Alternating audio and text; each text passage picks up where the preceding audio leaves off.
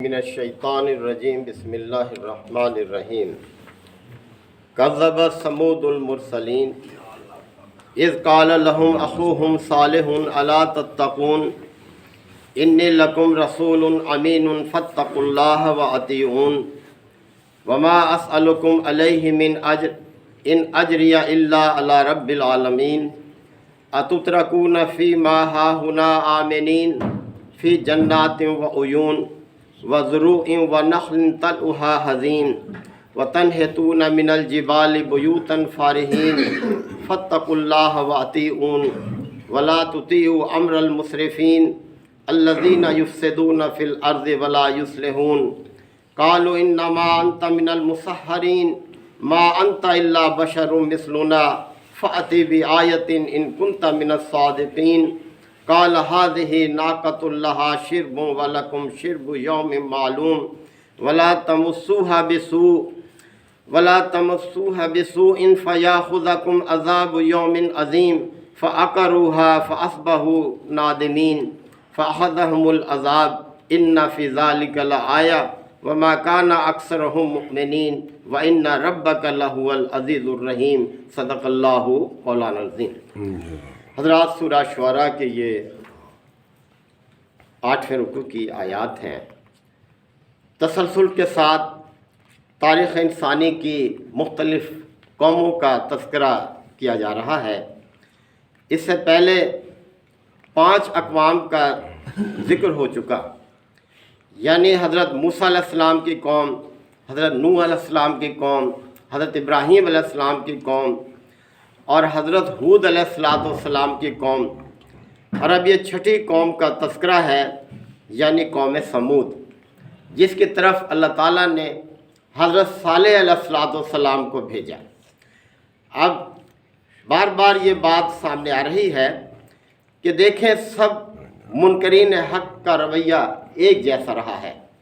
حالانکہ نبی کریم صلی اللہ علیہ وسلم کے سامنے جو قریش تھے، وہ آپ کے ساتھ جو رویہ اختیار کیے ہوئے تھے، وہ وہی رویہ جو آپ سے ہزاروں سال پہلے کی قوموں نے اختیار کیا، یعنی قوم نوح، قوم عاد، قوم سمود نبی کریم صلی اللہ علیہ وسلم سے کئی ہزار سال پہلے یہ گزر چکی تھیں۔ یہ تو ان کی سب کی ذہنیت، ان کی ضد اور ہٹ درمی، ان کی شرائط، نشانیوں کے مطالبے، یعنی سب وہی تھے جو نبی کریم صلی اللہ علیہ وسلم سے کیے جا رہے تھے۔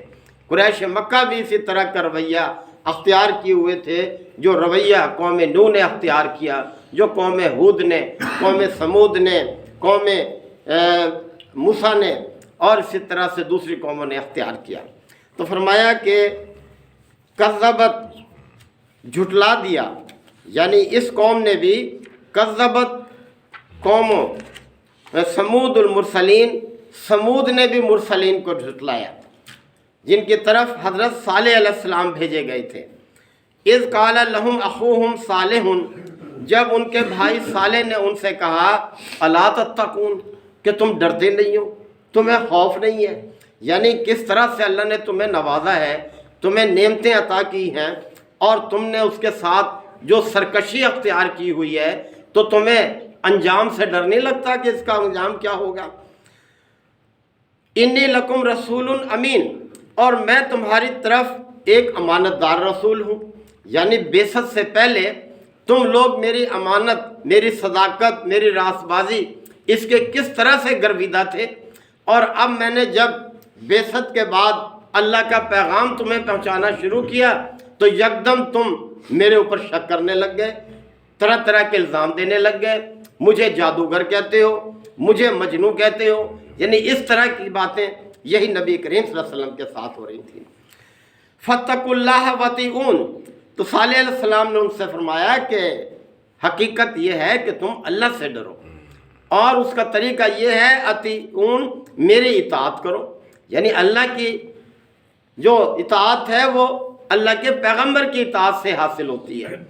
وما اسألکم علیہ من اجر، اور اس کام پر میں تم سے کسی اجر کا سوال نہیں کرتا۔ اب دیکھ لیں، تمام انبیاء کی دعوت کا انداز ایک ہی ہے، پچھلے جتنی قوموں کا تذکرہ آیا سب اسی طرح سے۔ اللہ علی رب ان اجریہ اللہ علی رب العالمین، میرا اجر تو رب العالمین کے ذمے ہے، وہی مجھے اجر دے گا اس ذمہ داری کو نبھانے کا۔ اتترکون فی ما ہونا آمنین، تم جس حالت میں ہو کیا تمہیں اطمینان ہے کہ یہ کیفیت تم پر ہمیشہ رہے گی؟ یعنی جس نعمتوں میں تم اس وقت ہو، کیا تم یہ سمجھتے ہو کہ یہ نعمتیں لازوال ہیں اور تمہیں ہمیشہ حاصل رہیں گی، اور تم بڑی بے فکری کے ساتھ مگن ہو، مست ہو اپنی عیش کے اندر، اپنی عیاشیوں کے اندر، اور تم سمجھتے ہو کہ بس ایسے ہی رہے گا، ایسے ہی کام چلتا رہے گا؟ فی جنات و عیون، یعنی تم لوگ باغات میں ہو، چشموں میں ہو، یعنی دیکھو کتنی بڑی نعمتیں حاصل ہیں، وزروع، اور کھیتیاں ہیں تمہارے لیے، کس طرح سے لہلہاتے کھیت ہیں، ونخل، اور نخلستان ہیں جو اللہ نے تمہیں دے رکھے ہیں، طلعھا حضیم، جن کے خوشے بڑے رس بھرے ہیں، یعنی کس طرح سے پھلدار ہیں، تمہارے لیے کتنا اہتمام کیا ہوا ہے تمہارے رب نے۔ وَتَنْحِتُونَ مِنَ الْجِبَالِ بُيُوتًا فَارِحِينَ، اور تم بہت شاداں ہو، فرحاں ہو اس کام میں کہ پہاڑوں کو تراش کر تم مکان بناتے ہو۔ یعنی یہ بھی قوم عاد کی طرح بڑا فخر کرتے تھے عالیشان عمارتوں پر۔ قوم عاد کا ذکر پیچھے گزر چکا کہ وہ ہر بلند جگہ پر عالیشان عمارتیں تعمیر کرتے، بڑے بڑے ستونوں والی، جیسے کہ ہمیشہ ان میں رہنا ہے، اور اس پر بڑا فخر کرتے تھے۔ تو اس قوم کا بھی مزاج یہی تھا کہ یہ پہاڑوں کو تراش کر مکان بناتے تھے، اور آج بھی موجود ہیں وہ کھنڈرات، آج بھی موجود ہیں۔ مدینہ سے تبوک کی طرف جائیں تو راستے میں وہ مقام آتا ہے کہ جہاں مدائن صالح کے نام سے وہ پہاڑ آج پہچانے جاتے ہیں، وہاں ان کے وہ آثار اب بھی موجود ہیں وہاں پر۔ تو حضرت صالح نے ان سے کہا کہ تم پہاڑوں کو تراش کے مکان بنا کر بڑے خوش ہوتے ہو، بڑا فخر کرتے ہو اس پر۔ فاتقوا اللہ واتقون، جبکہ اصل چیز یہ ہے کہ اللہ سے ڈرو، فاتقوا اللہ، اور واتقون، میری اطاعت کرو، اسی سے تمہیں اللہ کا تقوی حاصل ہوگا۔ ولا تطیعوا امر المسرفین، اور ان لوگوں کی اطاعت مت کرو جو حد سے گزرے ہوئے ہیں، جو نافرمان ہیں، جو اللہ کے باغی ہیں، ان کی اطاعت مت اختیار کرو۔ الذین یفسدون فی الارض، جو زمین میں فساد برپا کیے ہوئے ہیں، ولا یصلحون، اور اصلاح نہیں چاہتے، اصلاح کرنے کی طرف مائل نہیں ہے، نہ اپنی اصلاح نہ اپنے اہل و عیال کی اصلاح چاہتے ہیں، لہذا ان کی پیروی مت کرو۔ قالو، تو دیکھیں جواب میں انہوں نے کیا کہا، یعنی قوم سمود نے حضرت صالح علیہ السلام کو یہ جواب دیا، انما انت من المسحرین، تو کچھ نہیں ہے سوائے اس کے کہ ایک جادو زدہ شخص ہے۔ ہم تو یہ سمجھتے ہیں کہ تجھ پر کچھ جادو ہو گیا ہے، پہلے تو بڑا اچھا تھا، یعنی ہم تو تجھ سے بڑی امیدیں وابستہ رکھے ہوئے تھے کہ تو بہت بہتر انسان ہے، ہمارے لیے اچھا ثابت ہوگا، لیکن یکایک تجھے کیا ہو گیا؟ تو نے ہمیں کن چیزوں سے روکنا شروع کر دیا، اور یہ واضح و نصیحت شروع کر دی کہ اللہ کا رسول ہوں میں، مجھ پر یہ ہدایت آئی ہے، اسے اختیار کرو، ہم کیسے مان لیں کہ تو اللہ کا رسول ہے؟ یہی رویہ نبی کریم صلی اللہ علیہ وسلم کے ساتھ ہو رہا تھا۔ تو سمجھانا مقصود ہے قریش مکہ کو، یہ واقعہ محض واقعہ نگاری کے لیے نہیں پیش کیے جا رہے بلکہ سبق دینے کے لیے۔ اور کہنے لگے ما انت الا بشر مثلنا، تو کچھ نہیں ہے سوائے اس کے کہ ہم ہی جیسا انسان ہے، جیسے ہم کھاتے پیتے ہیں ایسے تو کھاتا پیتا ہے، جیسے ہم بازاروں میں جاتے ہیں ایسے تو بھی بازاروں میں پھرتا ہے، جیسے ہمارے بیوی بچے ہیں ایسے تیرے بیوی بچے ہیں۔ یہی کام نبی کریم صلی اللہ علیہ وسلم کے ساتھ ہو رہا تھا۔ اور کہا کہ فاتی بآیۃ، اچھا پھر کوئی نشانی لے کر آ، یہی مطالبہ نبی کریم صلی اللہ علیہ وسلم سے تھا۔ تو انہوں نے حضرت صالح سے کہا کہ کوئی نشانی لے کر آ، ان کنت من الصادقین، اگر تو واقعی سچوں میں ہے، اگر سچ بول رہا ہے تو ہمارے لیے کوئی ایسی نشانی لا کہ ہم اس کے آگے سر جھکا دیں، نکار نہ کر سکیں۔ قالا ھذہ ناقۃ، تو پھر حضرت صالح نے فرمایا اچھا یہ ہے اللہ کی اونٹنی ہے، یہ ایک اونٹنی ہے، یہ ہے نشانی۔ اب یہاں یکدم ایسے نہیں بلکہ اور جگہوں پر اس کی تفصیل بھی اللہ تعالیٰ نے بیان کی ہے۔ اللہ تعالیٰ نے بڑے غیر معمولی انداز میں ایک اونٹنی ان کے سامنے ظاہر کی، اور وہ اونٹنی عام اونٹنیوں کی طرح سے نہیں تھی، بلکہ اس کی خاص اپنی کچھ اس کے لیے پابندیاں بھی اللہ تعالیٰ نے نافذ کی تھیں، اور فرمایا کہ ہاذہ ناقۃ، یہ ہے ایک اونٹنی، لہا شرب ولکم شرب یوم معلوم، ایک دن اس کے لیے ہے پانی پینے کے لیے، اور ایک دن تمہارے لیے ہے پانی حاصل کرنے کے لیے۔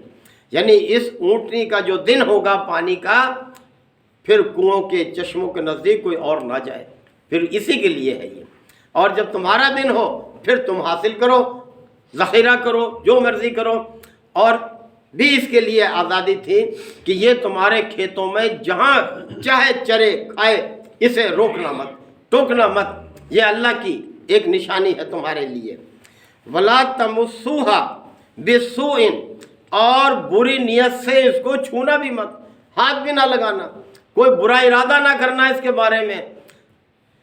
فَيَأْخُذَكُمْ عَذَابُ يَوْمٍ عَظِيمٍ، اگر ایسا کیا تو تمہیں ایک بڑے دن کا عذاب تمہیں آن لے گا۔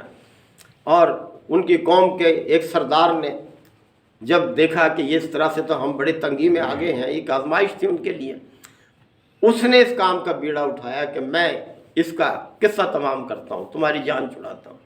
اور اس نے جو ہے اس اونٹنی کو، اس کی کوچیں جو تھی، یہ پیٹ ہوئے چیر ڈالے اس کے، اونٹنی گر پڑی، ہلاک ہو گئی۔ تو پھر حضرت صالح علیہ السلام نے انہیں تنبیہ کی کہ اب 3 دن ہیں، تم اور اپنے گھروں میں عیش کر لو، رہ لو، اس کے بعد تم پر اللہ کا عذاب آ جائے گا۔ تو فرمایا جا رہا ہے کہ اس اونٹنی کو بری نیت سے چھونا بھی مت، فَيَأْخُذَكُمْ عَذَابُ يَوْمٍ عَظِيمٍ، ورنہ تم پر ایک بڑے دن کا عذاب آ جائے گا۔